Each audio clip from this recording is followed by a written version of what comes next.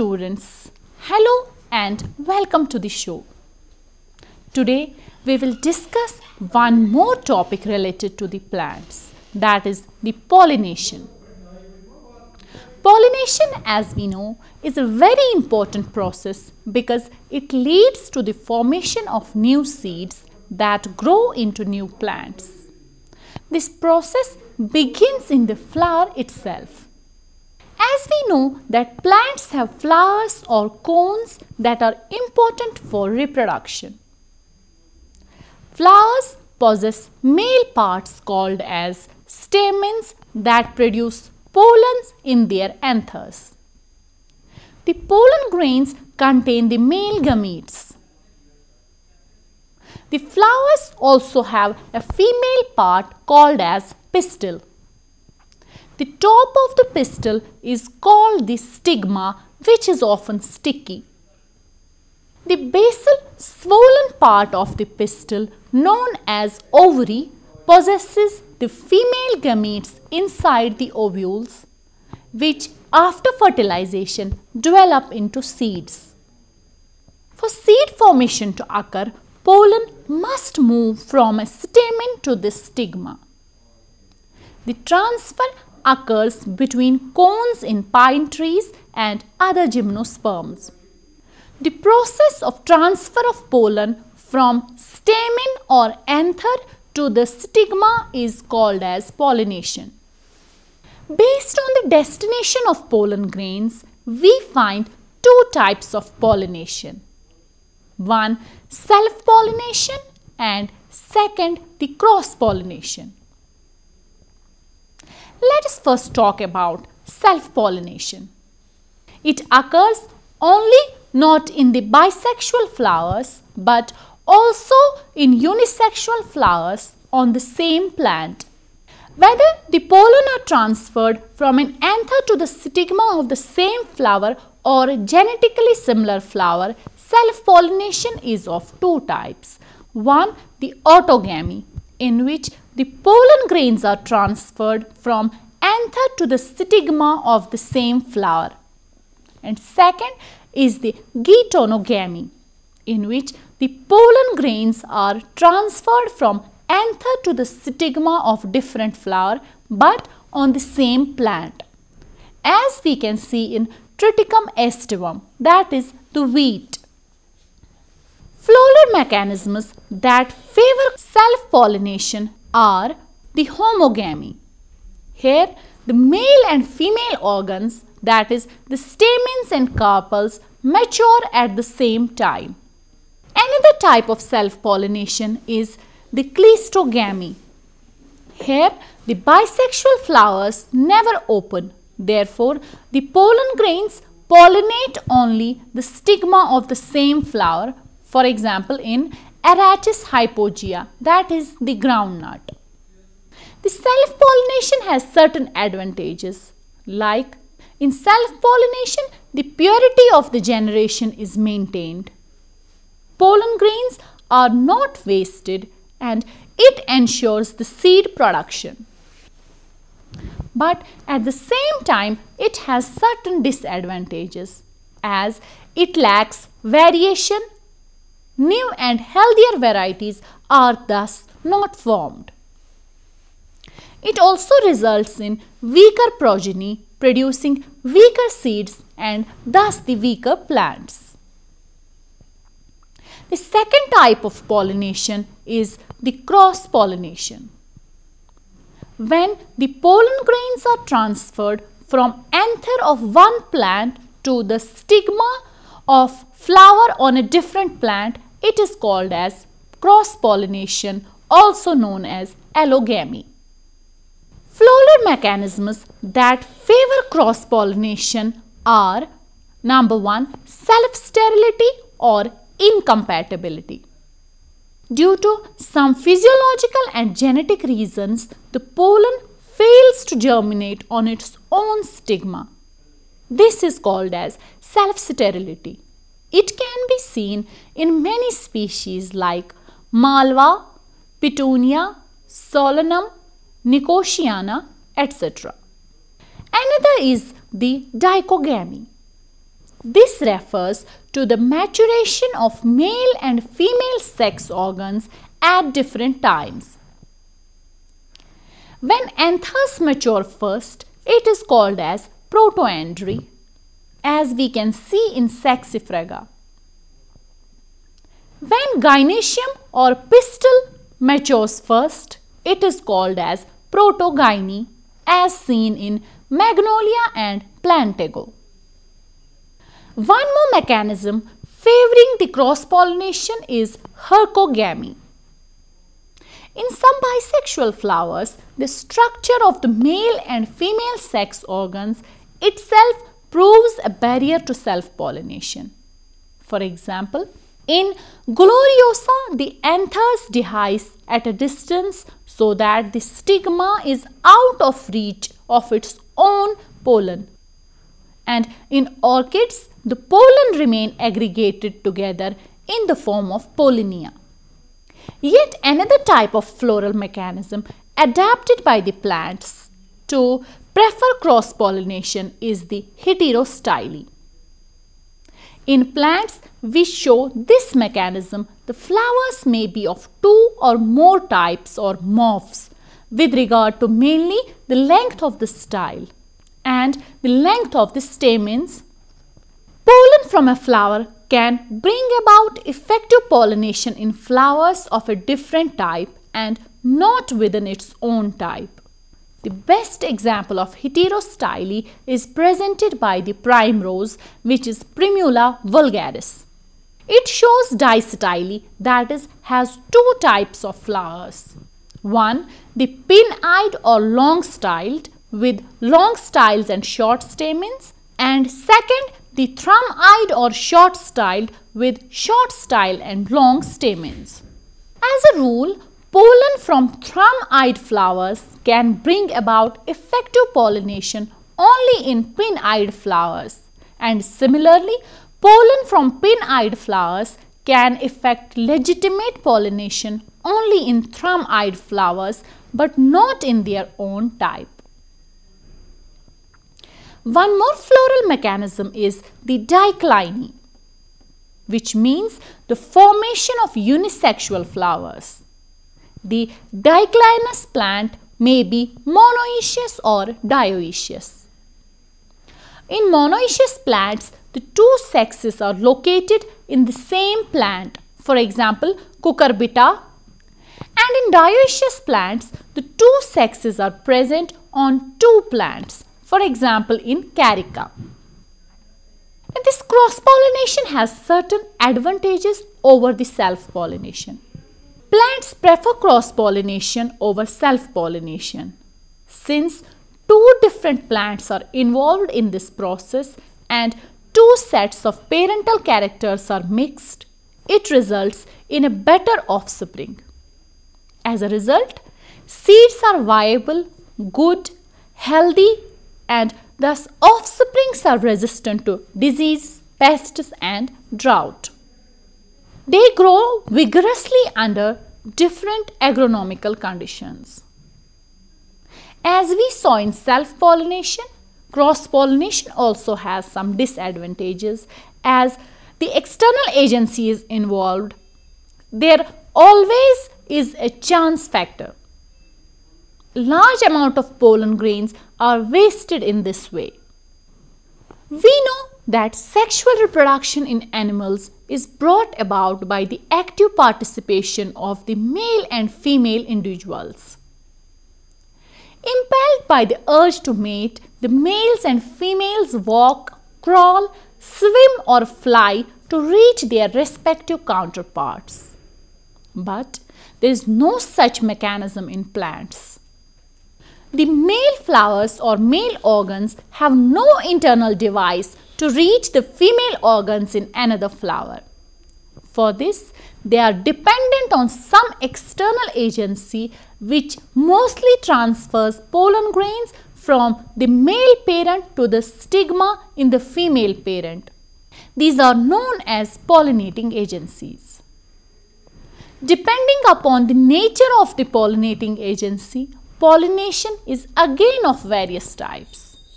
One is the anemophily.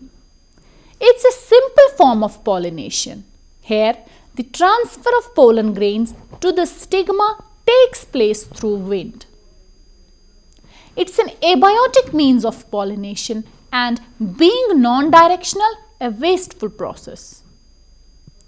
That the pollen would reach the right stigma through wind is a hit or miss affair. During the transit of pollen through wind, a considerable amount of pollen is lost because it never reaches a proper stigma. In order to stand this loss, anemophilous plants have to produce enormous quantities of pollen. Characteristic of anemophilous flowers are: the flowers are small and inconspicuous. Non-essential parts are either absent or reduced. The flowers are colorless, odorless and nectarless. In case of unisexual flowers, the male flowers are more abundant, and in bisexual flowers, the stamens are generally numerous.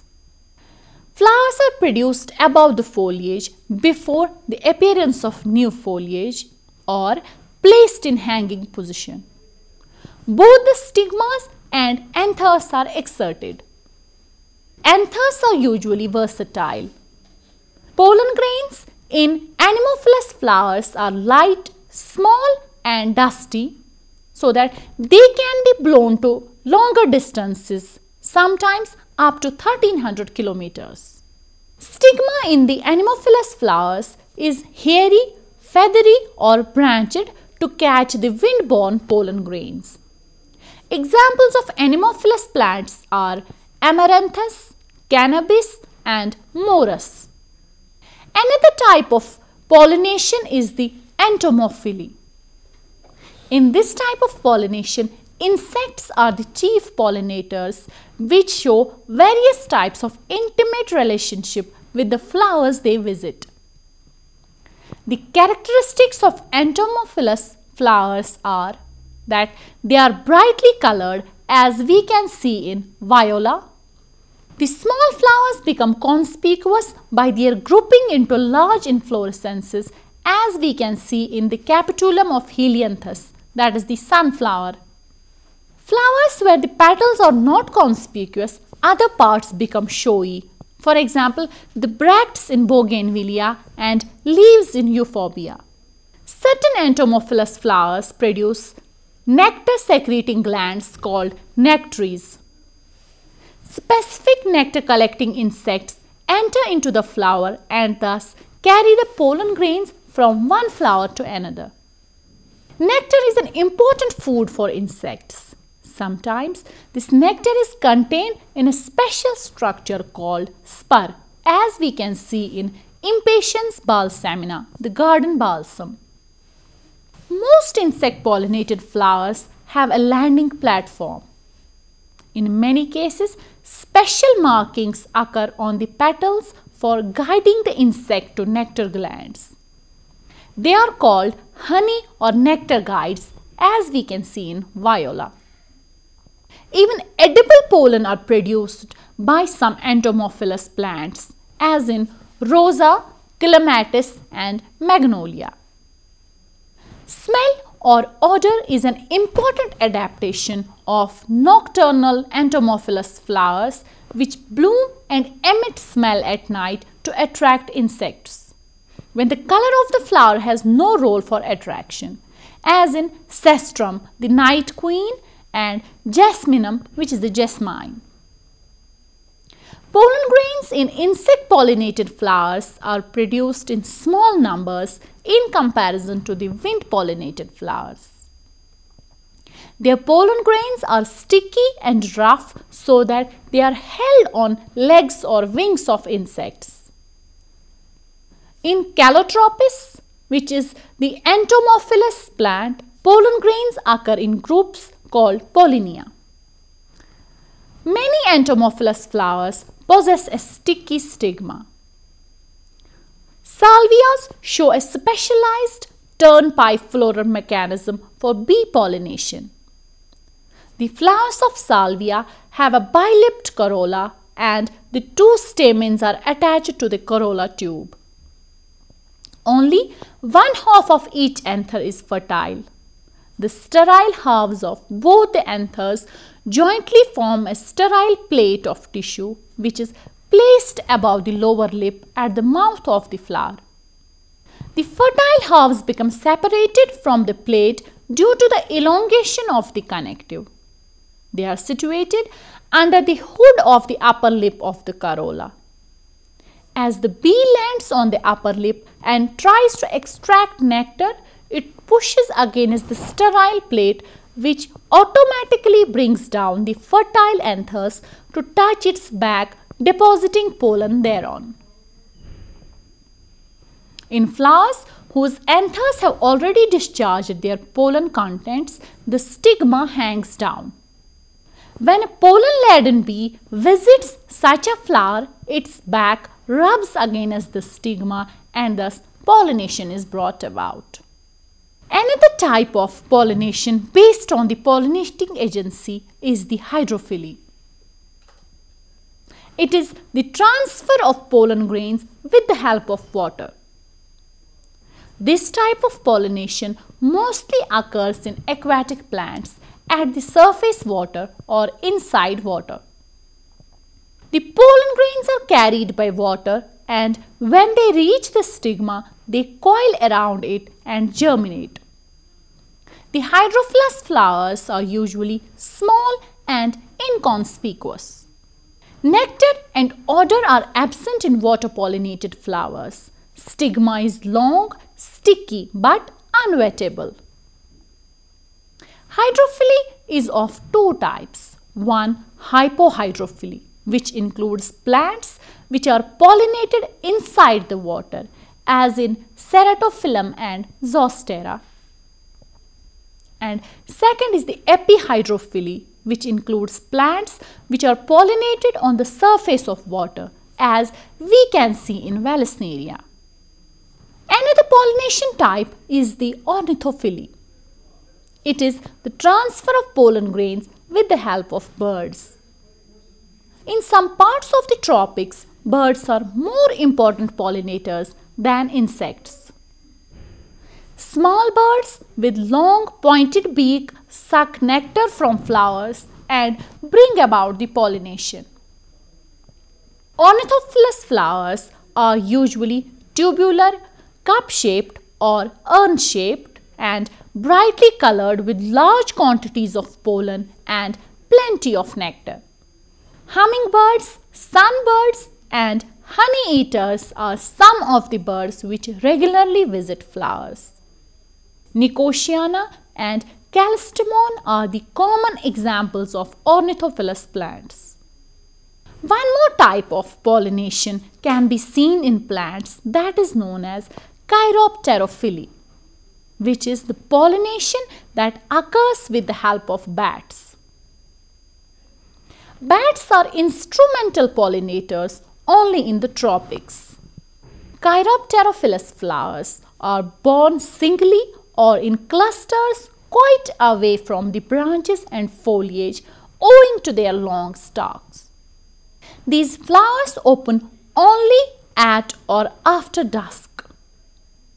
They are dull in color and emit strong odors.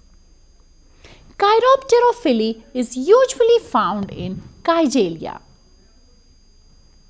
Dear viewers, in addition to these commonly occurring pollination types through various pollinating agencies, there are also some other less commonly occurring types of pollination like malcophily, in which the aids of pollination are the snails, and second is the ophiophily, in which the pollination takes place with the help of snakes, and the third type is the myrmecophily, in which the process of pollination is brought about by the ants. With this, we come to the conclusion of today's lecture, in which we discussed the pollination and its types. In addition, we also discussed the various pollinating agencies that help the plants in bringing about the process of pollination and carrying on their future generations. With this, I thank you all for watching this lecture. Goodbye.